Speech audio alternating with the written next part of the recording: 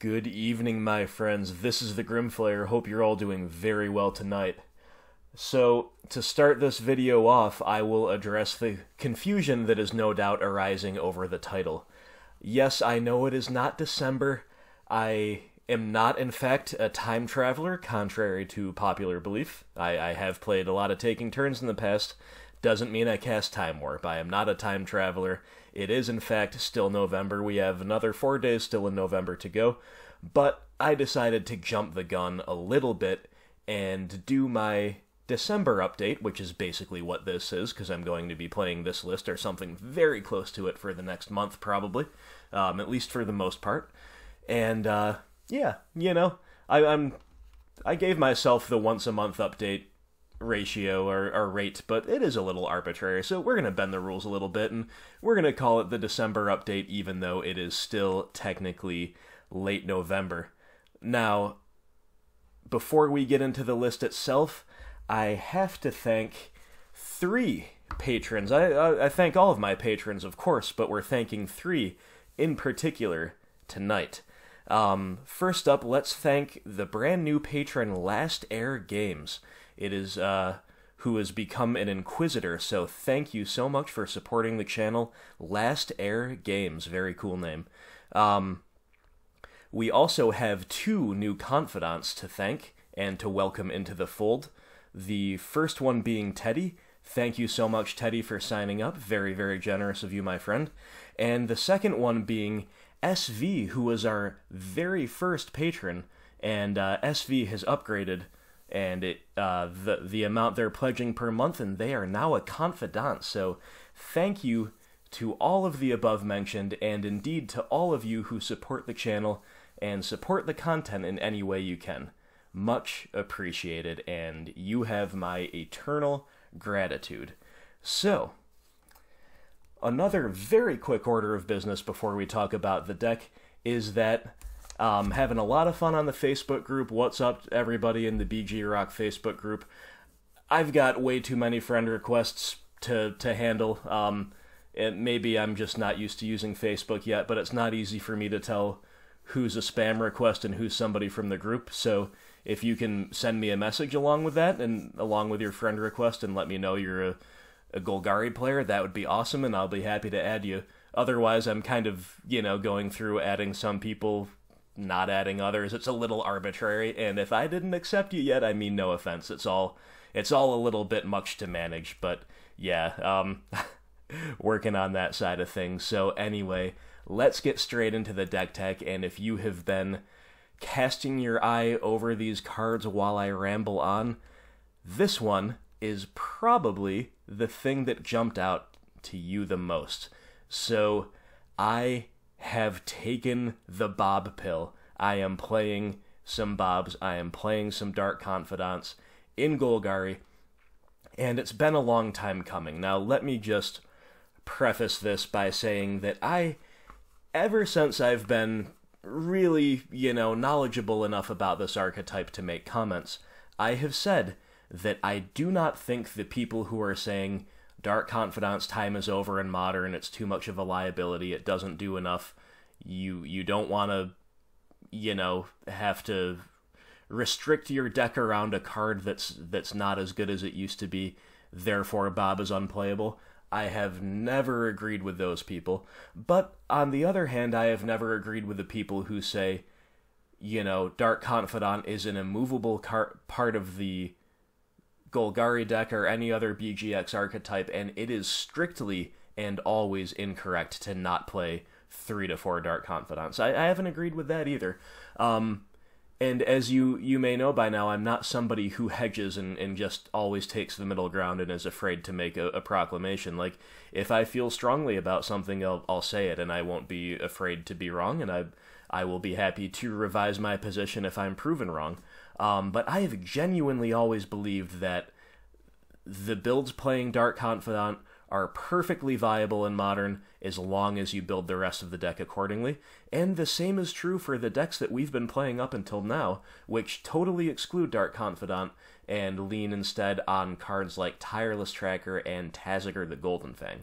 So this is not me repudiating those lists whatsoever. This is just me acknowledging that I owe it to myself, and I owe it to you, the viewers. I owe it to the broader Golgari community to give these Dark Confidant lists a shot. Partially because this is the great debate that's raging on, what the best way to go is with the deck. To Bob or not to Bob. And even more so because our deck is gaining steam in the meta. It is over 3% of the meta last I checked, which is really, really strong, given how diverse Modern is, and how maligned fair strategies are in some quarters. And most of the list, especially in the past couple weeks that have been putting up results, have been playing 3 to 4 Dark Confidant. So it's time. I've taken the Bob pill. We're going to try out some Confidants, and I'm really going to miss not being able to play my Tazigurs in the main deck, or in the 75 at all, I should say. Just a bit too much of a non-bow with good old Bob. But it's time to give this a shot, right? So, let's get into it. We're going to do a deck tech line by line like I always do, but I will say that when I first released my deck tech, when I began this channel, which was again on a Taziger and Tracker build with no Confidants, and with each subsequent monthly update, I have really thought it through. You know, my decisions were not arbitrary. They were pretty well thought out. They were all pretty justifiable in my opinion. This Confidant list has not been through my own rigorous inspection. This is more of a, let's start off with this. I have given it some thought, and I have looked at other people's lists, but I don't have the amount of games under my belt with this type of build and all that stuff to say that for sure this is what I think is a really well-tuned 75, and I would, like, you know, if you're on a Tassiger build, I would say with extreme confidence, the deck tech that I released last month is something that I could advise to anybody. Like, yes, I have a lot of confidence in the 75, and of course the 75 here is going to be reasonable, right? It's going to be reasonable, it's going to be a good jumping off point, but I will not stand by it as strongly as I will my Tassiger build yet, simply because I don't have the experience so far. So with that caveat out of the way, let's take a look at what I'm doing differently from the Taziger build. So the first thing to note is that we are only on 24 lands. So we've reduced the land count by 1, and we've reduced the utility land count by 2. We've cut a Hissing Quagmire, so we're down to 2 of those, and we've cut a Field of Ruin, so we're down to 3 of those. Now, of course, the Dark Confidant build is significantly lower in curve than the Taziger build, right? So part of the reason we have a lower land count is simply because we don't quite need as many lands. We're not as dependent on Tireless Tracker, and we have a lower curve overall. So we need to at least cut 1 land, and 24 lands is just kind of stock in this type of build. So why did we cut 2 utility lands instead of just 1? Well, we also wanted to add the Twilightmire. So with Dark Confidant in the deck, it becomes a little bit more crucial to have access to untapped lands and the correct colors on turn 2. We are incentivized to start getting card advantage early and often with this deck, more so than in the previous deck. Therefore, I sacrificed a little bit of power in my land base in exchange for a little bit of consistency. Now, this card could be a few other things if we still wanted to go that route. It could be Urborg, Tomb of Yawgmoth, which is definitely reasonable. It could be a 5th fetch land, which is definitely reasonable. And it could be a 5th swamp as well. These are all viable options in my eyes. I went with the Twilightmire because I really want to give this card a good run. You'll remember that Reed Duke included it in his take on Golgari, and if we are going to follow another trend eventually and maybe cut a 2nd Hissing Quagmire away to add a 3rd Treetop Village, which is a more powerful manland overall, but is a little bit harder on us mono-wise, Twilightmire becomes even more necessary than it is now, in my opinion, to leverage that decision well. So I want to try it out now to see how I really like the card, because of course it still can't cast any of these spells on turn 1 on its own if you just have Twilightmire and Field of Ruin in hand. So it's not a free inclusion totally, but seems like a really good card. We have we of course have the need for double black on turn 3, and now we have also a Kalidas in the main deck. I'll just quickly point this out for the purposes of discussing mana. So we have more double black symbols than we used to, and of course we don't mind being able to filter it the opposite way to get a big bunch of green mana for Scavenging Ooze. So Twilightmire is a really strong card, and I think it makes sense here. And if this mana base is really consistent and feels really like we can have a tiny bit of wiggle room in terms of mana production to get a little more power out of it, yeah, I think the change would be to add a 3rd Treetop Village. But I'm going to test it out with a little bit more of a respect for needing our black sources here. So down to 3 Field of Ruin, which is arguably the number you should be playing anyway, even in a 25 land build. I was on the aggressive side with including 4. Now, don't get me wrong, it's an incredible card. Big attraction to playing straight Golgari, but still, going down to 3 if we're cutting down to 24 lands is a pretty obvious choice to me. So moving on from the lands, our 1-drop slot remains unchanged. We still have the 4 Fatal Push. We still have the 3/3 split of Inquisition to Thoughtseize. Now, I did think maybe I should be playing 4 Inquisition to 2 Thoughtseize simply because Dark Confidant makes us a little bit more painful on average in terms of our progressions and the strain on our life total.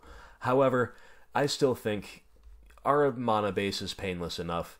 Dark Confidant is not always going to be hurting our life total heavily, even when he is around and sticking around. So I think the 3rd Thoughtseize is still fine. That's another big attraction to playing straight Golgari, is you can leverage 3 Thoughtseize and not really pay the price for it, not have it be a realistic liability very often.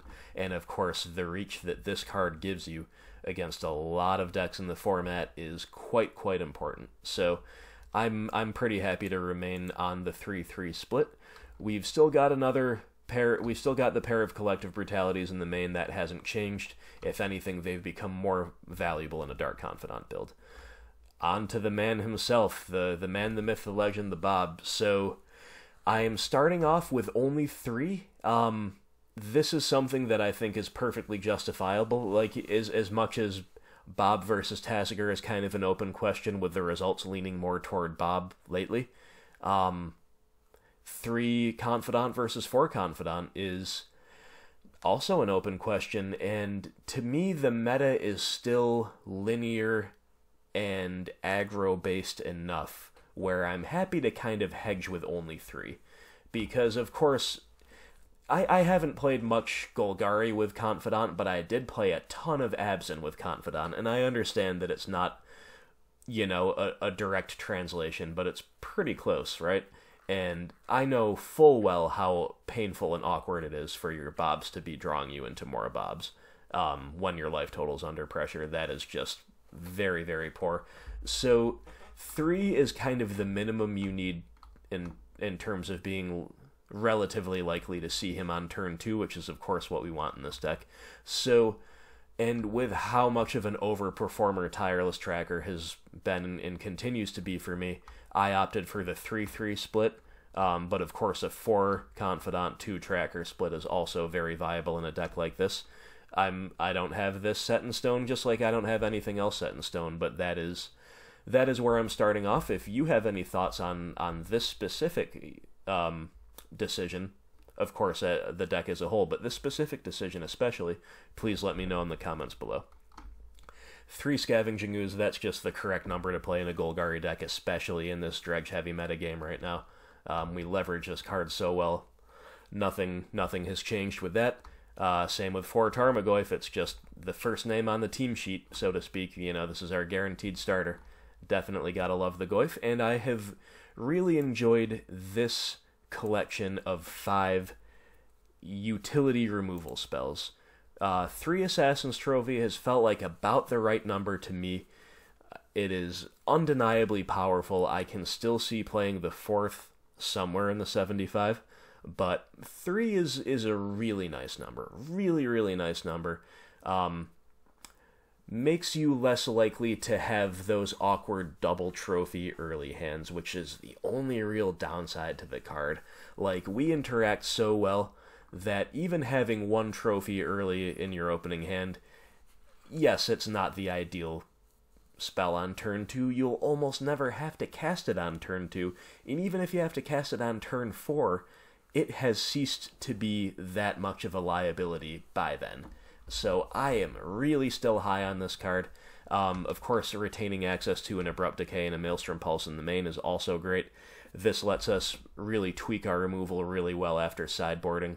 Like, if we're in a matchup where Decay doesn't have many targets, that comes out. A better form of removal comes in if we want it to. The reverse is also true, if Maelstrom Pulse is too clunky, or if Assassin's Trophy is too much of a liability, we can leave in the Decay and do other things. Or, if we need all the removal that we can muster, we just leave them all in and bring in another pile of removal. So, very, very nice there. Cannot complain about how this removal suite of gold cards has treated me. I've already covered this. We're on 3 tracker. Still want to leverage her, and in a Dark Confidant build, I mean, you could go crazy with card advantage and play 4-3 or 4-4 or something like that. I think that is being a little too dirtily and a little too all in. Like, we realistically are outgrinding almost any deck out there, even with just quote-unquote just the 3-3 split. So very happy to see her at 3. She continues to be the perfect blend of late-game threat plus card advantage. She is also something that is not graveyard dependent whatsoever, so that's really, really nice. I have been enjoying the 3-2 split on Liliana of the Veil versus Lily the Last Hope. Last Hope is so powerful, it is insane. I really love this card. She's becoming one of my absolute favorites in the deck. It is noteworthy that she is a lot clunkier in multiples than our good old standby Lily of the Veil, who, when she's good, she's really, really good. It doesn't really matter if you're drawing multiples of her, she's still amazing. Lily the Last Hope, I've just had a couple games lately where the two have been awkward, so if there are even more innovations discovered in this deck, or if we get another really powerful printing on the level of Assassin's Trophy, I could see myself going back down to 1, or more likely a 1-1 split main side, because she's that powerful. I still want 2 around. But I just have run into 1 or 2 times where she's been a little bit of a clunker in multiples, but otherwise I have 0 complaints about this card. She is incredible. Lastly, we have a main deck Kalidas Trader of Get. So this is accomplishing several things for us by being in the main deck. Number 1, it is yet another form of main deck grave hate.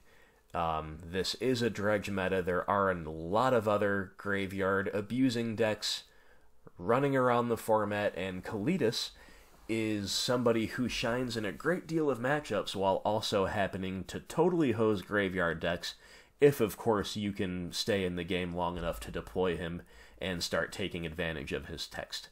So, it's not like a Leyline of the Void. It's not like you see him in your opening hand and you've just won the game against the graveyard deck unless they answer it. He's just a piece of the puzzle, right? But what a powerful piece of the puzzle he is. Now, it also gives us some main deck life gain, and of course, a big attraction to this deck is how painless it is. We have lessened that strength by including Dark Confidant over Tasigur, so making up some ground there, potentially with Kalidas offering a decent-sized life-linking body that, of course, can grow to be gigantic if you get to keep him around for a couple turns and do Golgari things while he's there. Just like a really strong card in the meta right now, and totally reasonable enough to main deck. Like there's just, worst case scenario, he's just another threat. That, if he's a little bit too clunky, you can side him out for some better cards games 2 and 3 if his text isn't really relevant in a matchup. But, he's never totally dead. He's just always a threat, so kind of like Scavenging Ooze is just a Grizzly Baron in some matchups, but the fact that it's as powerful as it is in other scenarios means that its floor is acceptably high. So anyway, that explains Kalidas, and that's what the main deck looks like. I think we covered everything we need to cover. So let's take a look at the sideboard. Now remember, I'm not as confident in the balance of the sideboard as I am my November list with Taziger, but I think this is a pretty reasonable place to start. So we still have our Languish. This card is still amazing. I'm of course a little less high on it in this build with Dark Confidants than I was with more Tazigers and Trackers rolling around, so it is less one-sided than it used to be. That said, it's still a very powerful card in the deck. This is one gray area for me, because I don't know, I want a Languish and a Damnation, and as you can see, I didn't squeeze my Damnation back in quite yet, so I want 2 sweeper effects. I only found room for 1, and I'm not even really that sure that Languish is what we want over Damnation. I'm kind of sure, that's why I play it, but it's not as much of a slam dunk as it used to be. That said, the most important thing is that our Tarmogoyfs will almost always survive a Languish, so it's still a great card for us. Now, here I'm trying out a Reed Duke special. I'm trying out the good old Deathmark. One philosophy that applies to the main deck kind of by definition in a Dark Confidant deck, and that I have chosen to extend to the sideboard, is that you want to play some lower curve stuff. So Deathmark is a nice low curve head off of Dark Confidant, so it's not damaging. It's also, one of the strengths of Jund is that it has access to 5, 6, sometimes more copies of CMC1 spot removal. Because, of course, they play the card Lightning Bolt, and that is one thing that can be missing in Golgari decks, and you see people occasionally play cards like Deathmark or Disfigure for that precise reason, or even Dismember sometimes, which can functionally be a CMC1 piece of removal. So, yeah, I considered all 3 of those, but in the end I opted for Deathmark. It's actually,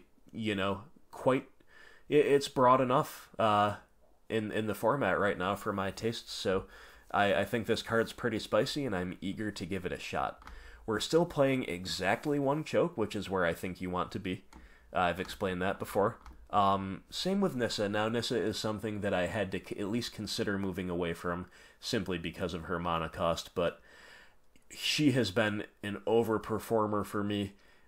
She does a lot of work in the sideboard in terms of being an efficient use of a slot, too, because she's a bomb against control, she's a bomb against midrange, and both of those archetypes are archetypes that we can't necessarily afford to dedicate as many specialized slots to as we would like to in a perfect world. So the fact that she does double duty as a really strong sideboard card in both of those matchups, and then against just the random tier 3 jank decks where you have a ton of dead cards in the main deck for one reason or another, she's just never a bad one to bring in to fill up the numbers. Yeah, she might be a little bit slow for various purposes, but you know what? She is better than a card that's totally dead, and she will always be useful no matter what the situation. So, obviously, had to at least reevaluate her in the light of our changes. Dropping a land, playing Dark Confidant, both those things make a 5-drop a little bit more unwieldy than it already is, but I'm sticking with Nyssa. Sticking with my girl. She is awesome. And also sticking with a couple Fulminator Mage. I love this card, but I really wish we didn't need it anymore, because that would just free up some really valuable sideboard slots, and it's just, big mana is still too hard for us without this card. You still just have to play it, in my opinion. Now, this might be a controversial opinion, but I think Golgari is better than Jund. I truly do. Of course, it would be nice to have access to some of Jund's tools without having to play their mana base, which is frankly, a lot worse than ours, and possibly the main reason I think Golgari is stronger. But, when people think of things they would love to port over from Jund, if we could just make them black or green, like Lightning Bolt, obviously would be sweet. Bloodbright Elf, Grim Lavamancer, these are all good things. Kalagan's Command. But for me, Alpine Moon. I wish there was an Alpine Moon style card in our colors, but there is not. And therefore, I think this Stone Rain effect is just something that we still need in the deck for now. These are fixtures of all of my sideboards that you've seen so far. Maelstrom Pulse, I love playing 2 of these. It will take a lot to convince me to cut my second one. And Engineered Explosives is something that's a little bit more on the fringes. It's a little less common in Golgari decks than perhaps my deck building would suggest. But if anything, its stock has risen in a Dark Confidant deck because it is a painless flip, so that's pretty cool. What else did we add? We still have our 3rd Collective Brutality, still want 3 in the 75. There's no real question about that in my opinion, and this card is even more important than it used to be because we no longer had room for a Duress. I'm gonna miss that Duress. It's great against Control, great against Burn, great against Prison-style decks, and some big mana decks as well, so it's a big miss. I might have to find a way to bring that back in somehow, but for now I'm gonna try life without Duress, so having another discard effect here in the form of Brutality is even more important than it used to be, and it's obviously great in all the usual ways as well. But I am trying out a copy of Kitchen Finks. Now, maybe I'm hedging a little bit too much with this card toward the changes to the deck with Dark Confidant, but this is a really reasonable card in its own right. Even in a Tassiger build it is. It's just a nice persistent threat against midrange, against, to some degree against Control, but with blue-white and even Jeskai now probably more likely than not to be on the Miracles plan. That's a little less exciting than it used to be, but still potentially fine against Control, great against midrange, and obviously amazing against Burn. So, the card does what it's always done. It's definitely a role player in Golgari. It's not something that I think needs to be in your 75, but for now I'm pretty happy to give it a shot. If I'm less than impressed, something like Duress or Obstinate Bailoff could come back in, but I really don't have that many slots against Burn, and now I have even more cards I want to bring out, so I feel that something against Burn at least has to occupy this slot, and I think Kitchen Finks is a fine one, so we'll see how that treats us. We are still on the 1-3 split of Surgical Extraction versus Nile Spellbomb. I think that has served me pretty well in my games so far. I can see an argument for 2-2 and all that, but again, as I've said many times, we are a fair deck, we're a grindy deck, we want card advantage. Nile Spellbomb fits our deck like a glove, and I'm very happy to play it in as high of a density as I can afford to, because of course, when you cantrip with it, it's that much likelier to dig you to the next one, and if you chain them together, you're just, hosing the opposing strategy while continuing to maintain your card advantage. It's just really, really good. Surgical, of course, is an effect that's less conditional and faster and all that good stuff, and also has a lot of utility against combo decks too, so I'm still happy to leverage one of these. But Grafdigger's Cage is a brand new addition to the deck. This is something that I have had on my radar for some time. I almost brought it into the November deck tech, but in the end I kind of opted out of it. But this is yet another low CMC powerful card in the format, so it seems to be a good time to test this out while I'm on the Dark Confidant build. And yeah, of course, this is really nice because it's very good against a lot of graveyard decks. It's very good against some combo, Court of Calling based stuff, and it's good against Collected Company decks. It's just got a lot of utility in Modern. And we are, maybe I'm right about this, maybe I'm wrong about this. I feel like we might be a little bit weaker to the Collected Company style mid-rangey creature value decks. Maybe not, you know, it's just kind of hard for me to rate that. We do have Deathmark, which is great against them, but now we also have another card in Graft Digger's Cage, so I think that's going to be pretty good. I am missing the Duress.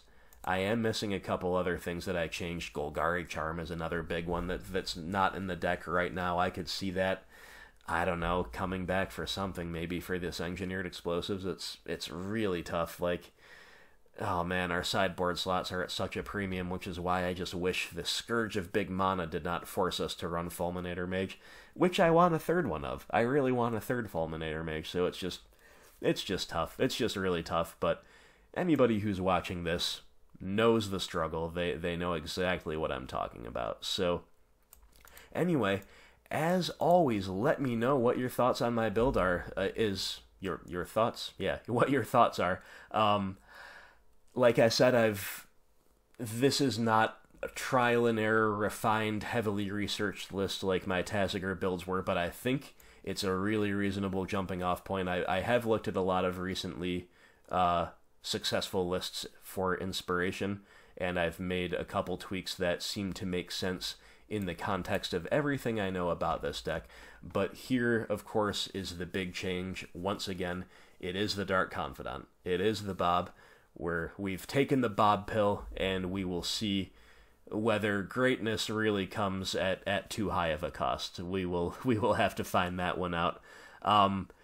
In order to fund these changes, I have had to sell out of some other cards, and now I'm basically Golgari or bust. Like, this is all I do now is play Golgari.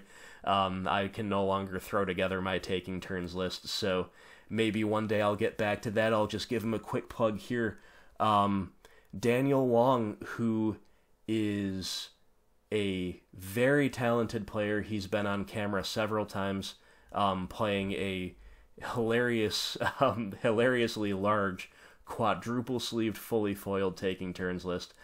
He actually reached out to me and said that my posts on MTG Salvation and my channel have inspired him to start creating some content of his own. So if you're at all interested in taking turns, I can't field it anymore. I had to sell some of my turns cards to fund these changes. But a better turns player than myself is now creating content. So check out Daniel Wong if you're interested. And I will not be taking extra turns for a while. I will instead be taking damage from Dark Confidant, or not, or I'll just be finding the exact lands that I need off of Bob, and then I'll find the spells that I need off of my natural draw. That's the better attitude to have, right? The glass half full. So anyway, I'm very excited to give this deck a shot. I'm, like I said before, this is not a repudiation of the Tassiger build. This is not me abandoning it. This is not me putting it on the shelf. I'm going to continue to play both. I'm probably going to mostly upload videos featuring Dark Confidant, at least for this upcoming month, just to get a critical mass of content out there. And but I'll tell you at the beginning of each video, all right, we're playing some Golgari today, we're playing with Bob, or we're not playing with Bob, we're playing a Tassiger. So I will keep you all appraised of what's going on, but until then, as always, let me know what your thoughts are.